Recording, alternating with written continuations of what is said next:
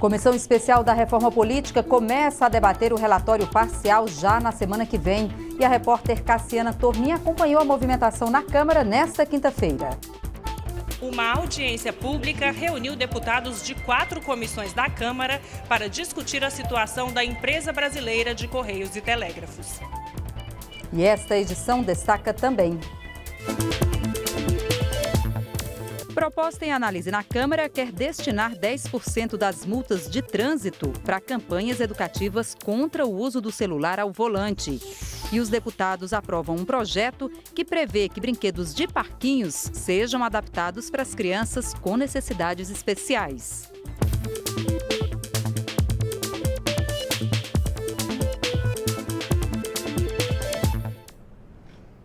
Boa noite, em Brasília, 8h01. O Jornal da Câmara começa agora.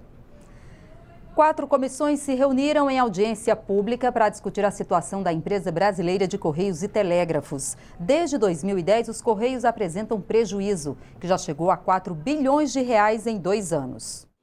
O debate reuniu o presidente dos Correios, Guilherme Campos, e os presidentes das federações que representam os funcionários. Os sindicalistas anunciaram greve a partir do próximo dia 26 contra demissões e corte de direitos. Eles sugerem outras medidas para recuperar a empresa, que teve prejuízo de cerca de 400 milhões de reais só no primeiro trimestre deste ano. Entre as propostas apresentadas pelas federações dos funcionários dos Correios estão o fim dos altos patrocínios esportivos e a contratação exclusiva da empresa para a entrega de correspondências em órgãos públicos. Eles criticam a suspensão de serviços e o fechamento de agências. A nossa proposta é garantir o emprego de todos os servidores, de todos os 117 mil servidores hoje na casa. Não pode uma empresa do tamanho que é os Correios, presente em todos os municípios, não fazer a logística do governo federal, exemplo de Ministério da Educação, Ministério da Saúde, entregar medicamentos. Essa é a velha política. Quando se está diante de uma situação deficitária, que não é de responsabilidade dos trabalhadores, o primeiro a pagar o pato são os trabalhadores, com cortes, com redução de férias, com plano de saúde. É uma lógica que nós não concordamos. Nós temos que buscar alternativas que viabilize a estrutura de uma estatal que é tão importante. E como consequência, né, a estabilidade e a renovação e a qualificação dos trabalhadores. Deputados criticaram a retirada de cerca de 6 bilhões de reais do caixa da empresa pelo governo federal entre 2007 e 2013. A antecipação de dividendos foi feita para reduzir o déficit do orçamento federal. É hora de apurar responsabilidades. O Correio foi usado politicamente, assim como outras áreas do governo. É grave uma empresa estatal, uma empresa brasileira, do governo, do povo, deixaram chegar na situação. E também o fundo de previdência deles, né? O presidente dos Correios considera que a crise da empresa se deve às mudanças do mercado que reduziram o envio de correspondências. Ele afirmou que foi preciso adotar medidas difíceis, como suspender férias e mudar o plano de saúde dos empregados. Desenvolver novos negócios é outra ação para reverter a crise da empresa e evitar que seja preciso privatizar a estatal. Essa questão de privatização nunca esteve dentro da missão a mim conferida. E dentro dos Correios nós já temos um exemplo de sucesso de uma parceria entre o público e o privado, que são as franquias. São 1.000 agências franqueadas pelo Brasil inteiro que funcionam e funcionam muito bem, e esse modelo deve ser ampliado. A comissão especial que analisa a reforma política vai debater o primeiro relatório parcial na próxima semana. A proposta sugere alterações na tramitação de projetos de iniciativa popular, além de ampliar a possibilidade para a convocação de plebiscitos e referendos. A Constituição prevê que algumas leis importantes podem ser decididas de forma direta pelo eleitor. Ele pode fazer isso por meio de plebiscito, como o que escolheu o presidencialismo em 1993, ou de referendo, como o que decidiu sobre o Estatuto do Desarmamento em 2005. O cidadão pode também propor projetos para o parlamento votar, São exemplos a Lei da Ficha Limpa, aprovada em 2010, e as 10 medidas contra a corrupção, ainda em análise no Congresso. Mas o relator da reforma política considera que esses mecanismos ainda enfrentam dificuldades para serem colocados em prática. Nós temos um balanço muito negativo da participação direta da sociedade, da democracia direta, a partir da Constituinte de 88, que foi ali autorizado no artigo 14 da Constituição Federal. Nós tivemos 4 iniciativas, 2 projetos de leis de iniciativa popular, encampado, coordenado pela Igreja Católica, e um plebiscito em 2093 do sistema de governo e depois um referendo sobre o desarmamento. Então, muito tímida a participação popular no Brasil. Por isso, o primeiro relatório que ele apresentou propõe tornar mais fáceis essas formas de participação popular. Esse projeto é um novo marco regulatório que facilita as assinaturas por meio eletrônico e amplia também esses espaços, onde a população poderá também pedir para o Congresso Nacional que realize referendo ou plebiscito sobre os mais variados temas. E também nós estamos tirando a necessidade de o deputado aqui na casa colher 1/3 de assinaturas para protocolar pedidos de referendo e plebiscitos. Além dessas propostas, a Comissão da Reforma Política vai debater mais 2 relatórios sobre mudanças nos prazos de desincompatibilização e no registro de candidaturas e convenções partidárias. A comissão também vai analisar a proposta de emenda à Constituição que sugere alterações no sistema eleitoral, como a adoção da lista fechada e do sistema distrital misto.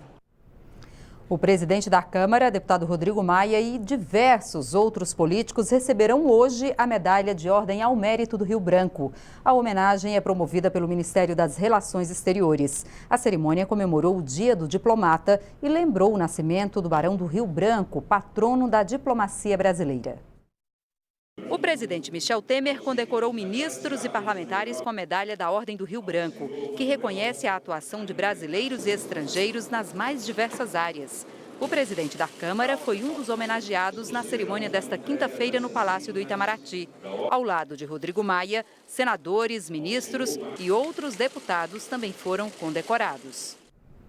Foi criada na Câmara a Frente Parlamentar de Defesa da Indústria Naval. Coordenada pelo deputado Henrique Fontana, do PT do Rio Grande do Sul, o grupo tem como objetivo discutir a crise no setor. Representantes da indústria naval prestigiaram o lançamento da Frente Parlamentar. Além de encontros na Câmara, os deputados pretendem realizar audiências públicas nos estados de Pernambuco, Rio de Janeiro, Rio Grande do Sul, Bahia e Espírito Santo. O secretário da Confederação Nacional dos Metalúrgicos, Edson Rocha, elogiou a iniciativa. Eu acho que essa frente parlamentar vem em boa hora, né? A decisão do Henrique Fontana de criar esse grupo de trabalho, principalmente fazendo audiências públicas em todo o Brasil. O deputado Henrique Fontana quer se reunir com o presidente Michel Temer para discutir a redução dos postos de trabalho no setor. O número de emprego no setor naval cresceu muito nos últimos anos. Até 2015, empregava mais de 80 mil trabalhadores. Porém, por conta da crise econômica, o setor tem registrado demissões em massa. A indústria naval já teve 83 mil trabalhadores, hoje tem menos de 30 mil. O mais importante é um pedido de audiência que nós vamos exigir com o presidente da República, presidente em exercício Michel Temer, porque é um absurdo, é quase inacreditável o que está ocorrendo. Dirigir falando ao celular ou enviando mensagens de texto tem causado muitos acidentes de trânsito. Para aumentar a conscientização dos motoristas, um projeto de lei em debate na Câmara quer destinar 10% das multas de trânsito para as campanhas educativas contra o uso do celular ao volante. Usar o celular e dirigir são coisas que não combinam. Dados oficiais estimam em 1.300.000 o número anual de acidentes no país por causa do uso do celular no trânsito. Tatiana foi uma das vítimas de acidente de trânsito causado pela falta de atenção de uma motorista que estaria falando ao celular. Ela e um amigo foram atingidos enquanto andavam de moto em 2016. A gente estava percorrendo essa pista e reduziu um pouco a velocidade para poder passar nesse quebra-molas. E nesse momento, assim, foi um choque, porque a gente foi arremessado por um carro que veio atrás. Caí, desmaiei. Meu amigo também caiu, foi atropelado, faleceu. porque a gente foi atingido por trás. Para tentar reduzir o número de acidentes, a Comissão de Viação e Transportes aprovou um projeto para que 10% da receita das multas de trânsito sejam destinados a campanhas sobre o perigo do celular ao volante. Atualmente, 5% do valor das multas vão para um fundo destinado à educação no trânsito e também a outras finalidades, como a manutenção de equipamentos. Pelo menos um percentual específico para a área dos informativos, para a área de propaganda, para a área dessas campanhas educativas. Isso é fundamental, elas têm que ser permanentes, tem que ter esse caráter permanente para que as pessoas entendam. A gente já sabe que é perigoso, já sabe que causa acidente, mas precisa ter uma campanha educativa para que essa campanha gere um impacto e conscientize a pessoa. Para esse especialista em trânsito, além de campanhas educativas, é importante aumentar a fiscalização. Para dar um número aqui de Brasília, para cada 10 mil pessoas que usam o celular enquanto dirigem, apenas uma é flagrada, apenas uma é multada.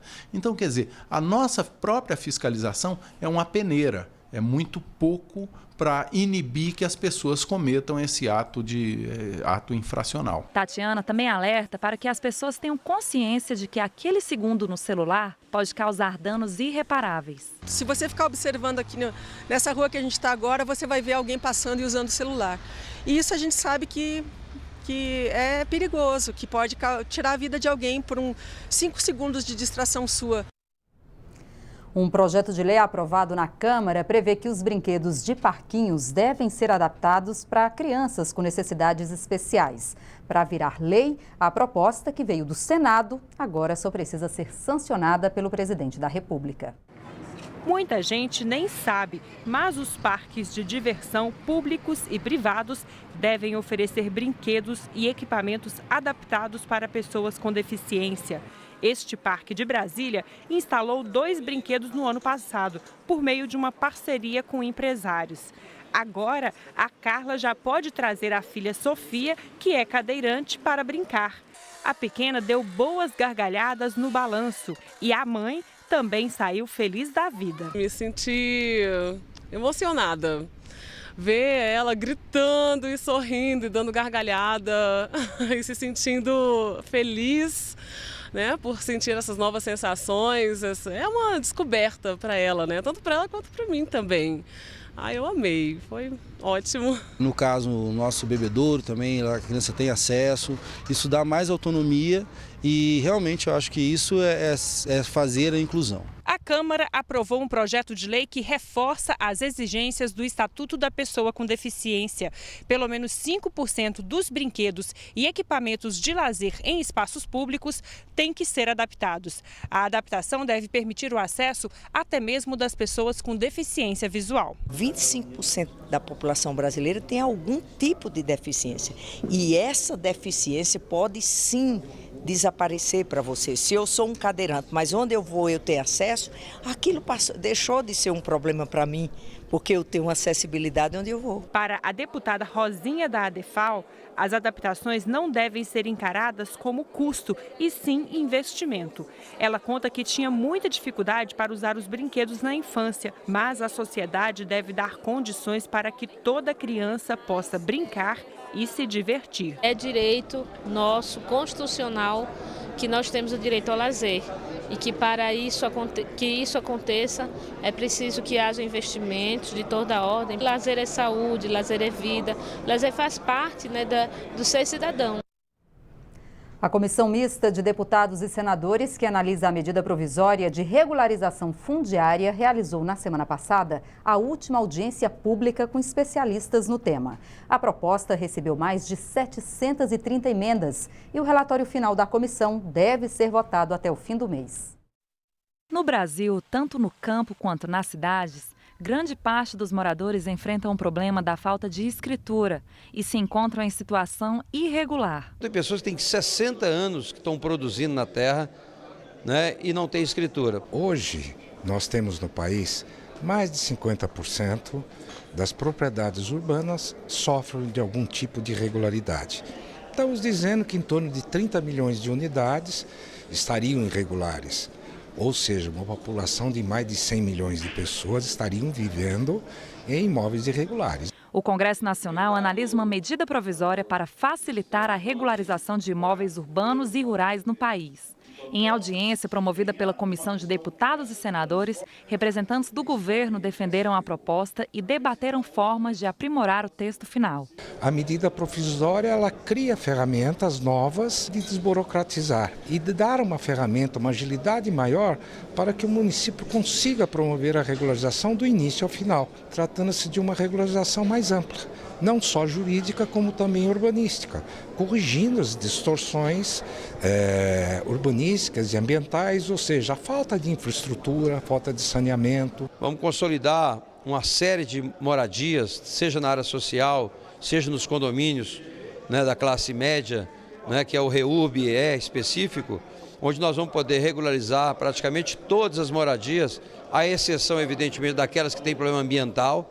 Mas hoje a medida provisória permite que numa área de 100% você pode resolver 90% e os 10%, né, fica dependendo de realocação ou de uma negociação. O representante do Ministério do Meio Ambiente ressaltou a importância de incluir na proposta exigências de proteção ambiental. A preocupação do Ministério é exatamente porque essa medida provisória 759, ela trata de um tema muito importante para o Brasil, que é a regularização fundiária, em áreas urbanas e em áreas rurais.